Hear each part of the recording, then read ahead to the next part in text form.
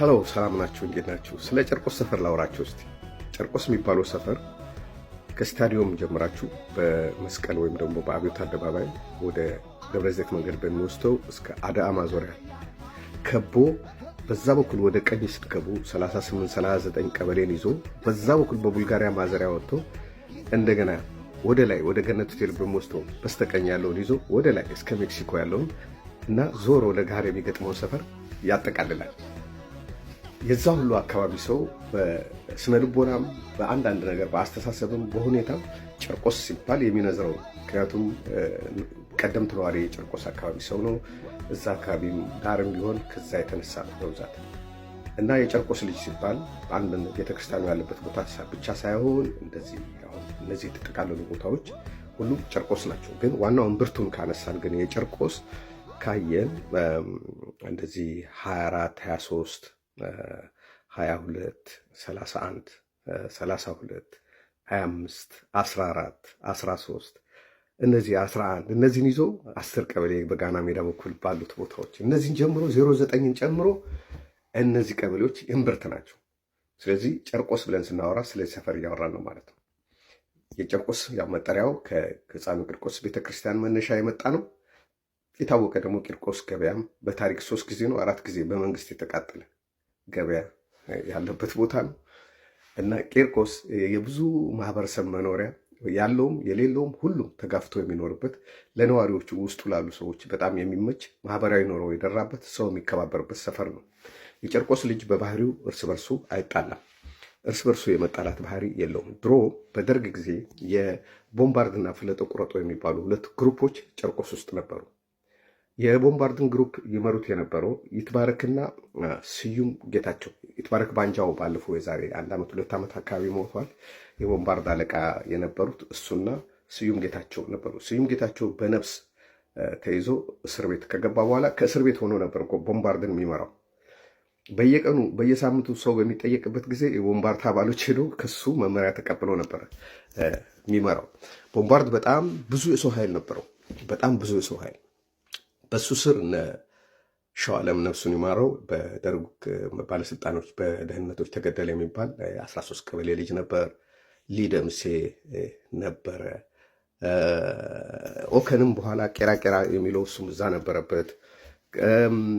ሌሎች ልጆች በየአካባቢው አንድ በጣም የኛ ወዳጃችን የሆነ ትልቅ ቦታ ላይ ያለ አሁን እሱም የጨርቆስ አካባቢውን የሚመራው እሱ ነበረ። ከእንደገና ወደ ጋና ሜዳ አካባቢ ስንሄድ ነፍሱን ይማረው ሰይፈና ፍቅሩ የሚባሉ ኢህአዴግ የገባ ጊዜ የተገደሉ ናቸው። እነሱ ሁለቱ የቦምባርድ ውስጥ ዋና ከሚባሉት ውስጥ ነበሩ። ቦምባርድ በጣም ሰፊ ነበረ። ከጨርቆስ ከ11 12 13 ጀምረህ እስከ ታች 38 39 ድረስ ያለው ወጣት በአብዛኛው በቦምባርድ ውስጥ የተካተተ ነበር። በትምህርት ቤት ደረጃ ዳግማዊ ምኒልክ፣ ጂሲኤ፣ ንፋስ ስልክ፣ ሽመልስ የሚማሩ በርካታ ተማሪዎች የቦምባርድ አባል ነበሩ። የዛን ጊዜ በነበረው ኃይል የቦምባርድ ኃይል ከፍተኛ ነበር። ከዛ በተጨማሪ ደግሞ ፍለጦ ቆረጦ የሚባለው በነ ሙሴ ማንጎ፣ ዳዊት ዶርዜው፣ ጥበበ የሚገርመው ጥበበና ሰይፍ የሚባሉ የጋና ሜዳ አካባቢ ሁለት ወንድማማቾች፣ አንደኛው ፍለጠ ቆረጦ ነበር፣ አንደኛው ቦምባርድ ነበር። ልክ በደርግ ጊዜ ሜሶንና ኢህአፓ እንደሚባለው ማለት ነው። የተለያየ ቡድን ውስጥ ሁለት ወንድማማቾችም ታገኛላችሁ ጨርቆስ ውስጥ እና ያኔ ቦምባርድ የሚታወቀው እንደ ቄራ እንደሌላ ሰፈር ልጅ ይሄ ስፖርት በመስራት ደረት በማሳበጥ ኬንዳ ምናምን ይዞ በመሄድ አይደለም። ቦምባርድ የሚታወቀው በድንጋይ ነው። የሆነ የጨርቆስ ልጅ በዛ ዘመን የነበረ 2 ጠፍጣፋ ድንጋይ አንድ ከፊትና አንድ ከኋላ ይዞ ነበር የሚሄደው። ከሆነ ሰፈር የጨርቆስ ልጅ በመሆኑ ብቻ አደጋ ሊደርስብኛል ብሎ ያስብ ነበር። ምክንያቱም ያኔ የቦምባርድ ስም ገኖ ስለነበር የሌላ ሰፈር ልጆች የሆነ የጨርቆስ ልጅ ካገኙ ያጠቁ ነበር። ያን ራሱን ለመከላከል ሲል ትምህርት ቤት ሲል ፕሮቴክሽን ለማግኘት ሲል ሁሉም ወጣት እድሜው የደረሰ ሁሉ ቦምባርድ ውስጥ ይገባ ነበር። የሚገርመኝ በ1981 ዓ.ም ቦምባርድ የ10ኛ ዓመቱ በዓሉን አክብሮ ነበር። የዛን ቀን 10 ሰው ነው በጩቤ የተወጋው።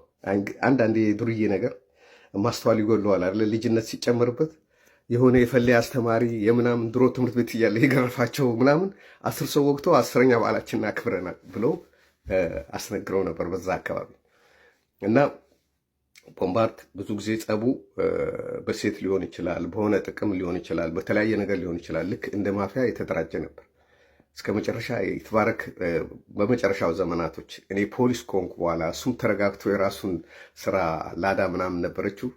አንዳንዴ 7-11 ቁጭ ብለን የድሮ ታሪኮችን እናወራ ነበር እና በጣም የተረጋጋ ልጅ ሆኖ ያኔ ያን ቡድን ይመራ የነበረው ሰው አሁን ይሄ ነው ተብሎ ማይነገር ደረጃ ላይ ደርሶ ነው ትልቅ ሰው ሆኖ ነው በመሃል ያረፈው። ይትባረክ አመጣጡ ይገርማል። የጨርቆስም ልጅ አይደለም፣ ከሌላ ከተማ ከዱከም አካባቢ ነው የተወለደው። ግን የሞተ ጊዜ ነው የሚያውቁት። ሊቀበር ወደዛ ነው የተወሰደው። ከዛ አንድ እሱ የሚያውቀው ዘመዱ የሆነ ሰው ሲያናገረኝ የተወለደው እዚህ ነው፣ በልጅነቱ ስለሄደ ነው ብሎ ነው ያጫወተኝ። ግን በጣም ልባም ነበር። ከቁመቱ በላይ ተራራ የሆነ ልብ ነበረው። የስዩም ጌታቸውን ከወሰድን እስር ቤት ሆኖ ቦምባርድን ይመራ የነበረው ልጅ በዘመን ለውጥ ጊዜ ኢህአዴግ ሲመጣ ከእስር ቤት ለማምለጥ ሲሞክር እዛ ተገለዋል። በነፍስ ነበር የገባው እንጂ በዛ እንቅስቃሴ ላይ ኳኩይ አሁን የስዩም ወንድም ሽፈራው ጌታቸው የታወቀ ፖሊስ ነበር። የአዲስ አበባ ፖሊስ ሲቪል ተከታታይ ነበር። በጣም ከፍተኛ ይባሉ ወንጀለኞችን ይዝ ነበር። በጥይት ሁሉ ተመቶ እግሩ ላይ ጥይት እያለ ነው ያረፈው። ሌላም ኳኩዬ ነበረች፣ ኳኩዬ የምትባል የዛው አካባቢ፣ እሱም ወንድሙ ፖሊስ ነበረ። ግን እነሱ የደርግ ፖሊሶች ነበሩ። ከአስመራ ነው ወደ አዲስ አበባ የመጡት እና በአጠቃላይ የጨርቆስ ጉራማይሌ የሆነ ነገር ነው ያለው። ስፖርት አካባቢ ከሄዳችሁ በጣም ብዙ የስፖርት ጋዜጠኛ አለላችሁ። መንሱር አብዱልቀኒ አለ፣ ሁሴን አብዱልቀኒ አለ፣ ኢብራሂም ሻፊ አለ፣ ኢዘዲን ከድር አለ፣ ገነነ ሊብሮ አለ። ሌላ የ120 ስፖርት ፕሮግራም አዘጋጅ የነበረችው ራሄል የአባቷን ስም ረሳሁት። ብዙ የስፖርት ጋዜጠኞች ከዛ ስፈር ፈልተዋል። ምናልባት አሁንም ብዙ ይኖር ይሆናል። ብዙ ኳስ ተጫዋች ከነ ኩኩሻ ጀምራችሁ እነ ፍሬዘርን ይዛችሁ እነ ቴዲን እነ ቡጥቃን እነ ሞክሪያን ሌሎችንም እኔ አሁን በተለይ ከወጣሁ በኋላም ብዙ ኳስ ተጫዋቾች ከዛ ስፈር ወጥቷል። ሙዚቀኛ ከወሰዳችሁ እነ ብጻት ስዩም፣ እነ ፀሐይ እንዳለ፣ እነ ነፃነት መለሰ፣ እነ አስፋው ጽጌ እኔ ማቆ። ሌላ ደግሞ ትመችኛለሽ የሚለው 31 ቀበሌ ያለው ዘፋኝ ማን ነው? ግሪክ ሀገር ነው የሚኖረው እሱ። ከእንደገና እዛው አካባቢ ደግሞ ከወሰድን አሁን የ120 ድራማ የሰንሰለት ድራማ ተዋናይ ዋና ተዋናይ የነበረችው እህታችን ማነች? ጋዜጠኛ የነበረችው እሷም እዛ ነች። ብዙ ፌመስ የሆኑ በአርቱ ጀምርጃ ስራፌል ጋሻው ድሮ እያጎን ሆኖ የሚሰራው ብሔራዊ ቲያትር የጨርቆስ 13 ቀበሌ ሰው ነው። አርቲስቶች ራሱ ቲያትረኛ፣ ፊልም ሰሪ በጣም ብዙ ነው ያለው። ጀነራሎች ለቁጥር የሚታክቱ ናቸው። ባለሀብቶችን ከወሰዳችሁ ከጨርቆስ እንደነ ሳሙኤል ታፈሰ ያሉ እዛው ሰፈር አድገው እዛው ሰፈር እያየናቸው ያደጉ ትልልቅ ሰዎች ያሉበት ሰፈር ነው። ጨርቆስ በጣም ሁሉም አይነት ሰው ያለበት አካባቢ ነው። በጣም የተማረ ሰው ከወሰዳችሁ የጤና ጥበቃ ሚኒስቴሩ ዶክተር ከሰተ ብርሃን ቀበሌ 13 የጨርቆስ ልጅ ነው። የጤና ጥበቃ ሚኒስቴር ነበር። አሁን ኢንተርናሽናል የሆነ ድርጅት ውስጥ ነው የሚሰራው። ውባንቺ ቢሻው የጨርቆስ ልጅ ነች። የጓድ መንግስቱ ፕሬዚዳንት ባለቤት። እንደገና መንግስቱ ኃይለማርያም እንደ ጨርቆስ ልጅ ናቸው። ምክንያቱም ብዙ ዘመናቸው እዛ ነው ያሳለፉት። ወንድሞቻቸው፣ አባታቸው ሁሉም ይኖሩ የነበረው ጨርቆስ ነው እና ጨርቆስ ዝም ብሎ ከሩቅ እንደሚነገረው አይደለም። በጣም ማህበራዊ ትስስር ያለበት፣ አንድ ሰው ከታመመ ሁሉ ሰው የሚያሳክምበት ሰፈር፣ አንድ ሰው ጋር የሚበላ ነገር ከሌለ ሌላ ሰው ቤት የሚበላበት፣ አንድ ሰው ማደሪያ ካጣ የሆነ ተጣቦም ቢሆን ሌላ ሰው የሚያድርበት ሰፈር፣ ሰው የተቸገረ ሰው ለመረዳዳት በጣም ቅርብ የሆነበት የሚተሳሰብበት ሰፈር ነው። በዛው ልክ ደግሞ ጸብ ባለ ጊዜ ደግሞ ራስን ለመከላከል ሁሉም ሰው እኔ ነኝ ሳይል አንዴ ሆ ብሎ የሚነሳበት ሰፈር ነው። ይህን ያህል የወንጀለኛ ሰፈር የሚባል አይደለም። ግን በአብዛኛው የጨርቆስ ልጆች ግን ወንዳ ወንድ ናቸው። አይፈሩም፣ አይጠግቡም። ጥጋብን በልክ ነው። በሰው ላይ የሆነ የማይገባው በራክታ አያደርጉም፣ አይነኩም። ከዚህ መጣ ከዚህ ሄድክ ብሎ የሚነካ የለም። አንተ እልፍ ካልክ ብቻ ነው ሂሳብህን የሚሰጡ እና ጨርቆስ እንደውም ስነ ልቦናን ለማጠንከር ጨርቆስ መኖር ጥሩ ነው። ጨርቆስ የኖረ ሰው ፈሪ አይቻላቅም። ምክንያቱም አካባቢው ላይ ያለው ባህል ነው ተላብሰህ የምትሄደው። ራስን ካላስከበርክ ማንም አያከብርም ብሎ የሚያስብ ማህበረሰብ ያለበት ቦታ ነው። በድህነት ወይም በሀብታምነት የሚመጣበት ተጽዕኖ ግን የለም። ጨርቆስ እንደ ማንኛውም ሰው መኖር፣ መውጣት፣ መግባት ትችላለህ። አሪፍ ሰፈር ነው። ስለ ጨርቆስ ብዙ ባወራ ደስ ይለኝ ነበር። ከዚህ በላይ ለማውራት 10 ደቂቃ ሊሞላ ነውና ጊዜ አጣሁኝ። ጨርቆስ ለምልኝ የምወድሽ ሰፈር። ለዘመኔ የኖርኩት ጨርቆስ ነው። ወደፊትም መኖር ከቻልኩ ጨርቆስ ነው የምኖረው። ሰላም ይዛላችሁ ጨርቆሶች፣ እግዚአብሔር ይስጥልኝ። በጣም ታዋቂ ሰዎች፣ ብዙ ተጽዕኖ ፈጣሪ የሆኑ ሰዎችን ስም አልጠራውም ሰዓት ስላልበቃኝ። ምክንያቱም ደራሲ ዘነበ ወላን መጥራት ነበረብኝ። ታውቃላችሁ ሀገራችን ውስጥ የምግብ ቤት ስም የድርጅት ስም በአሳ መጠራት የጀመረው መቼ እንደሆነ ታውቃላችሁ? ዘነበ ወላ ፒቲ ኦፊሰር እያለ ከምጽዋ የሚጽፋቸው በእሑድ ፕሮግራም በወጣቶች የሚቀርቡ ዝግጅቶች ነበሩ። ለምሳሌ ወዲያውኑ ዶልፊን የሚባል ምግብ ቤት ስታዲየም ዙሪያ የተከፈተው ዘኔ ያኔ ስለ ባህር ሕይወት ሲተርክልን ልጆች ሆነን የወጣቶች ፕሮግራም ላይ በሬዲዮ የዘነበን ጽሁፎች ሲነበቡ አንዳንዴ ራሱ ነበር የሚያነበው።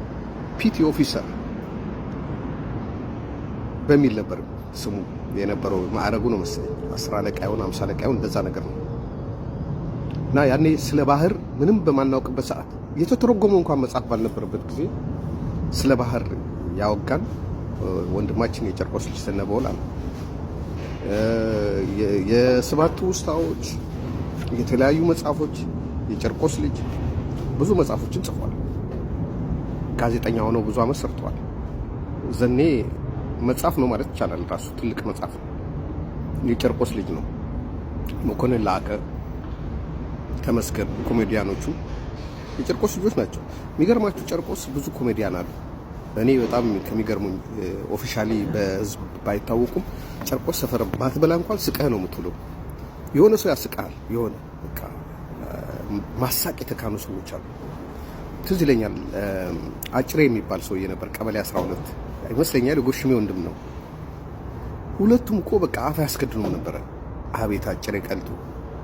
ኪዳኑና አባቱ ጋሽ ደሉ ሁለቱስ እዛ ወደ ቀበሌ 11 ከሄዳችሁ ወደ 23 ወደ ወረድ ስትሉ ደግሞ ወደ እነ ብጻት ሰፈር ስትሄዱ ደግሞ ነፍሱን ይማረው ጓደኛዬ ፀሐዬ በርሄና ወንድሙ ሳሙኤል በርሄ አፍ ያስከድናሉ እንዴ! ቀልድ ጨርቆስ እኮ ቀልድ በጣም ያለበት ሰፈር ነው። ወደ 32 ቀበሌ ከሄዳችሁ ካሳውን ነፍሱን ይማረው ካሳውን የሚባል ልጅ ነበረ። በጥበብ ገበያ እንደዚህ ገባብ ነው። በጣም የሚደንቅ ሰው የአርት ተሰጥኦ የነበረው ልጅ። የሆነ ሰፈር ሄዱ ጨርቆስ ቀልደኛ ሰው የሚያስቅ ሰው ታገኛላችሁ። ጨርቆስ እኮ የቦክሰኛም ሰፈር ነው። ኮረኮንች ጸጋ ዘአብ ከሱ በፊት በጣም የጥንት ቦክሰኛ የሚባለው የፍጹም ብስራት ወንድም ማን ብስራት ነበር እባክህ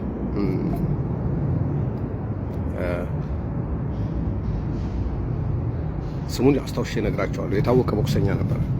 እንደውም ኢንተርናሽናል ቦክሰኛም ሆኖ ነበር።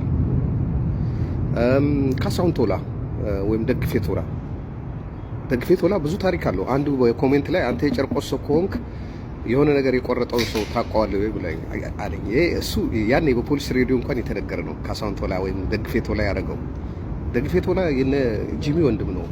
የመከላከያ ወይም የሆነ የባህር ኃይል የሆነ ቦክሰኛ ነበር። ኩባም ሄዶ ነበር። ኩባ ወላጆቻቸው በውትድርና የተሰዉባቸው ልጆች ሲሄዱ ሄዶ ነበር። ኩባም አለ እና ካሳሁን ደስ የሚል ነገር የሰፈሩ ልጆች ቦክስ እንዲጫወቱ በጣም ያበረታታ ነበር። እና ጂሚም ሞክሯል እኮ ያው ብዙ አልገፋበትም እንጂ ስንሻው ነፍሱን ይማረው የቹቹ የስንሻው ወንድም ብዙ ልጆች ቦክስ ይጫወቱ ነበር። ጫኔ የሚባለውን ቦክሰኛ ታስታውሱታላችሁ? አንገቱ በቦክስ የተነሳ ነርቭ ተመቶ እንዲህ ብሎ ነበር የሚሄደው። እሱ ታዋቂ ቦክሰኛ ነበር። ብዙ ቦክሰኛ ነው ጨርቆስ አካባቢ የፈራው ማለት ይቻላል። ኳስ ተጫዋች፣ አርቲስት፣ ቦክሰኛ። ኤልያስ አወቀን ውሰዱ፣ ጋዜጠኛ ነው።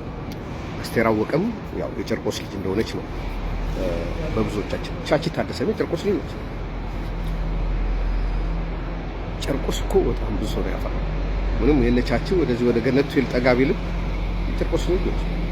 የሚገርማችሁ በእኔ ዘመን የነበሩት የመኪና ሌቦች ጠቅላላ የጨርቆስ ልጆች ነበሩ። ከነሱ ጋር አንድ የሶማሌ ተራ ልጅ መሐመድ ፋራ የሚባል ልጅ ነበር፣ ከሶማሌ ቤተሰቦች የሚወለድ። አንድ ሶሎሜ መኮንን የምትባል የግሪክ ሶሎሜ ከበደ ሶሎሜ መኮንን የግሪክ ክልስ ነበረች፣ የኩባ ሚስት ነበረች እሷ። ከነሱ ውጪ በመኪና ሌብነት ውስጥ ማንም ተሳትፎ አያውቅም። የሚቀበሉትም መንገር ይችላሉ። እነማን ይቀበሏቸው? የተወሰኑ ሰዎች ናቸው የሚቀበላሉ። ከየትም መኪና ይነሳ አዲስ አበባ ውስጥ የጨርቆስ ልጆች ነበሩ የሚያነሱት። ኤርሚያስ ወይም ሳሙኤል ከበደ፣ አለሙ ቶልቻ ኩባ፣ ግርማይ ንጉሴ እሱ ሾፌር ነበር መኪኖችን። ሌሎቹ መንጃ ፈቃድ አልነበራቸው። ሶሎሜ ዝንጥ ትልና እሱ በማስተር ኪ መኪናውን ከፍቶ ሲገባ ገቢና ቁጭ ትላለች እሷ። ምንም ማንም አይጠረጥርም። የሆነ የእሷ ሾፌር ነው የሚመስለው። ከዛ መኪናዋ ከነገባዋ ትሄዳለች። እሷን የምንመረምር የነበረው እኛ ነን። በጣም በጣም በጣም አሪፍ ፖሊስ የነበረው የጨርቆስ ልጅ ነው። ተስፋዬ ቂጦ ታስታውሱታላችሁ? የ09 ቀበሌ ልጅ በብዛት ሌቦች አይወዱትም። ትንሽ ወጣ ያለ ባህሪ ያለው ኃይለኝነት፣ ግን በጣም እውነተኛ ፖሊስ ነበር። አንዳንድ ሰዎች ኢህአዴግ ስለመጣ እንደዛ የሆነ ይመስሉታል፣ ቤተሰቦቹ ትግሬዎች ስለሆኑ። አይደለም። ተስፋዬ ቂጦ ድሮ የ09 ቀበሌ 5 ቁጥር በነበረ ጊዜ ቀበሌው ሲሸነፍ ማሊያውን አውልቆ አልቅሶ ተለምኖ አለ ወደ ቤቱ ሄደ የነበረው። እኔ የቀበሌ 12 ደጋፊ ስለነበርኩ እነ ካሳሁን ደጀኔ ኳስ ሲያገቡ፣ እነ ኬሎ፣ እነ ዳንኤል፣ እነ ሙልዬ እነሱ በነበሩበት ጊዜ እነ ዲክቴው፣ ሻውሌና እንዳለ ሁለቱ ወንድማሞች ወንትያዎቹ እነሱ በሚጫወቱበት ዘመን ሌሎች ያልጠራኋቸው ብዙ ስለሆነ ሁላችሁም አስታውሳለሁ። በጣም የእናንተ ጨዋታ ሁሉ ጊዜ ከአይምሮ አይጠፋም። ይከታተሉ የነበረ ነው። ብዙ ጊዜ 12 ቀበሌ ነበር ዋንጫ የሚበላው እና እዛ ሰፈር እኮ አንስተህ ልጥለው የምችለው ነገር የለም። አርቲስት ብለናል፣ አንስተናል አለ፣ ደራሲ አንስተናል፣ ተዋናዮች አንስተናል አለ፣ ቦክሰኞች አንስተናል አለ፣ የመኪና ሌቦችን አነሳናል። ትላንትና ደግሞ ስለ ቦምባር ስለ ፍለጦ ቆረጦ እያወራኋችሁ ነበር። በዛ ልክ ደግሞ ጎበዝ ልጆች በትምህርት በጣም ስማርት የሆኑ ልጆች ነበሩ። አሁን የባንክ ማናጀር ይሆኑ። በጣም ጥሩ ተጽዕኖ ከፈጠሩ ልጆች አንዱ ለእኔ ስዩም አስፋ ነው። ስዩም አስፋ ከልጅነት ጀምሮ የበሰለ ልጅ ነው። የበሰለ ልጅ አሁን ኮማንደር፣ የፖሊስ ኮማንደር ሆኖ ከፍተኛ ኃላፊነት ላይ ነበር። አሁን ሌላ ስራ ቀይሯል። ጨዋ ከልጅነቱ ጀምሮ። ሁሉም እንደ ከተማ ልጅ ሁሉም ነገር ላይ ታገኘዋለህ። አዲስ ዳንስ ከመጣ ስዩሜ ነበር የሚችለው ከሁሉም ሰው። ነገረኛ አይደለም፣ ዲፕሎማት ነው። ግን ጸብ ከተነሳ ደግሞ ወንድ ነበር። እኔ በብዙ ነገር ስዩሜ ደስ ይለኛል። ከልጅነቱ ጀምሮ እስካሁን ያለውን ነገር ያለቀቀ ሰው ነው። ሌሎች ብዙ የሚነሱ ልጆች አሉ። ጨርቆስ እኮ እገሌን አንስተህ የምትለው ነገር አለ። ኮረኮንች ጓደኛችንም ነች። ከእንደገናም በቦክስ በደንብ ሰፈሩን አስጠርታለች። ግን የዛ ሰፈር የቦክስ መነሻ ግን በአብዛኛው በፊትም ቦክሰኞች ነበሩ። ካሳሁን ቶላ ግን የዛን ዘመን እድሜ የነበሩትን ሰዎች በጣም አነቃቅቷቸዋል። ደግሞ ትልቅ የሃይማኖት መሪዎችም እኮ አሉ። የነ ካሳሁን ወንድም እኮ ፍቃዱ ድሮ ኮሜርስ ግራጁዌት ሲያደርግ ጀምሮ ነው የማውቀው። የቤተ ክህነት ተምሮ ከፍተኛ አገልጋይ ሆኖ አንዳንድ ቦታዎች ላይ ጉባኤ ላይ ሲያስተምር ሳይው በጣም ነው ደስ የሚለኝ። ጨርቆስ እኮ መንፈሳዊ ሰዎችን በጣም ብዙ አሉበት። ጠቅላይ ቤተ ክህነት ውስጥ ቅርብ የሆኑ ስልጣን ያላቸው ሰዎች አሉ። በሌላው ሃይማኖት ደግሞ ፓስተር የሆኑ ብዙ አሉ። ጨርቆስ የሁለገብ ሰፈር ነው። ጨርቆስን አንስተህ ይሄኛው ከዚህኛው ብለህ ለማለት ይከብዳል እና በቀደም ስማችሁን ያልጠቀስኳችሁ የጨርቆስ ልጆች አሁንም ደግሞ ያልጠቀስኳችሁ ትኖራላችሁ። ብዙ ናቸው። ጨርቆስን አውርቶ ስለማይጨረስ ነው። የብዙ ታይለንት መገኛ ቦታ ነው። ብዙ እውቀት ያላቸው ሰዎች ያሉበት ቦታ ነው። እኛ ፖሊስ በነበርን ጊዜ አዲስ አበባ ፖሊስ ውስጥ ትልልቅ የሚባሉትን ስራዎች ተመድበን እንሰራ ነበር። ምክንያቱም ሾክን በሾክ ነው የምትነቅለው ይባል ነበር አይደል? ድሮ እንደጨመርኩ የጨርቆስ ታሪክ ሙሉ አይሆን። የጨርቆስ አይከኖች ምልክቶቿ ዛሬ እነግራቸዋለሁ። ከለጋር ብንነሳ ብፌ ለጋር በጣም ጥንታዊ የነበረ ትክክለኛ ባንድ የውጭ ሀገር ባንድ ተቋቁሞ ዘፈን ይሰራበት የነበረ ነው። በተለይ ጊታር ተጫዋቾቹ ቤዝ ጊታር፣ ሊድ ጊታር ይጫወቱ የነበሩ ጣሊያኖች ናቸው። እነ ጆርጅ የዛ ቤተሰብ ነበሩ። የብፌ ለጋር በአብዛኛው ብፌ ለጋር በጣሊያን ክልሶች ነው ሲተዳደር የቆየው። ብፌ ለጋር ውስጥ ብዙ ነገር ይደረግ ነበር። ካራምቦላ ነበረ፣ ጁቴ ቤት ነበረ።